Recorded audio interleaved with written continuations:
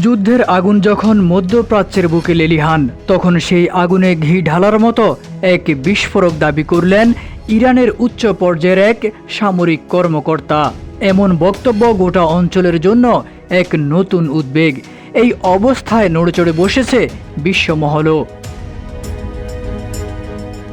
Israel যদি ইরানের বিরুদ্ধে পারমাণবিক বোমা ব্যবহার করে, তাহলে পাকিস্তানও পরমাণু হামলা চালাবে ইসরায়েলের উপর, এমনটাই বলেছেন ইরানি রেভলিউশনারি গার্ড কর্পস এর সিনিয়র অফিসার ও জাতীয় নিরাপত্তা পরিষদের সদস্য জেনারেল মোহসেন রেজাই।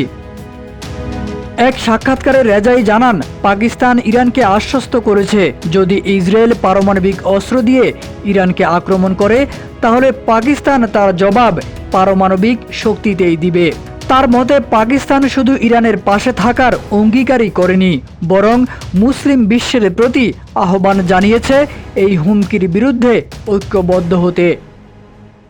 রেজাইর এই বক্তব্য এমন এক সময় এসেছে যখন ইরান ইসরায়েলের মধ্যে চলমান পাল্টাপাল্টি হামলায় প্রাণ হারিয়েছেন অন্তত 248 জন। এর মধ্যে ইরানে 230 এবং ইসরায়েলে 18 জন নিহত হয়েছেন। 2024 সালের শুরুর দিকে সীমান্তে রকেট হামলা ও পাল্টা হামলার ঘটনায় উত্তেজনার মধ্য দিয়েই ইরান পাকিস্তান সম্পর্ক আলোচনায় আসে।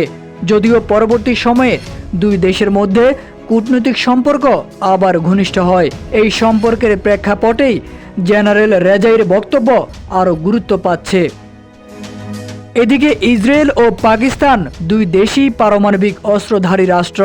আন্তর্জাতিক পরমাণু নিরস্ত্রীকরণ প্রচার সংস্থা বলছে এরা বিশ্বের 9টি পারমাণবিক শক্তিধর দেশের মধ্যে অন্যতম, যা সতর্ক বার্তা হিসেবেই মনে করা হচ্ছে বৈশ্বিক অঙ্গনে। এমন উত্তেজনার মধ্যে যুক্তরাষ্ট্রের প্রেসিডেন্ট ডোনাল্ড ট্রাম্পও কড়া হুঁশিয়ারি দিয়েছেন। জানিয়েছেন, যদি ইরান যুক্তরাষ্ট্রের উপর হামলা চালায়, তবে এমন প্রতিশোধ নেওয়া হবে যা ইতিহাসে আগে কখনো দেখা যায়নি। মধ্যপ্রাচ্যে যুদ্ধ যে এখন আর শুধু দ্বিপাক্ষিক সীমাবদ্ধতায় আটকে নেই, তা স্পষ্ট হয়ে উঠছে এই ঘটনা প্রবাহে। পারমাণবিক উত্তেজনা ছড়িয়ে পড়েছে অঞ্চল ছাড়িয়ে বৈশ্বিক অঙ্গনে।